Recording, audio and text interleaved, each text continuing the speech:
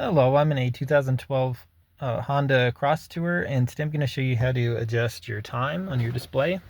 So first you'll start the vehicle, and then we'll wait just a moment for everything to load. And then from here you should see a clock button, so we'll push clock. Actually press and hold it. That beep, if you can see it, the time's now flashing up here in the top. You can see it. That's when it's flashing like that, that means you can adjust it. And then we'll use these three to adjust. This one adjusts the hours, the minutes, and then the R goes back to 0 for the minutes. So you'll just tap this. If you can see it in the screen, it's changing the hours, the minutes. Now that puts it back to 0.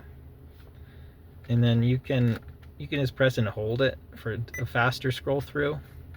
And you still have to make sure this is flashing for it to adjust. So press and hold. And it's, I think, about 12:55 where I am at filming this. So again, just pressing. You can see it's changing. 12. I'm just pressing, or I'm just holding it now to scroll a little quicker. But that's it. And then whenever you're done, you just want to make sure your time is not flashing anymore. So it's still flashing. So you can just push clock to turn that off. There you go. All right, that's it. I hope this was helpful. Hope you have a wonderful day.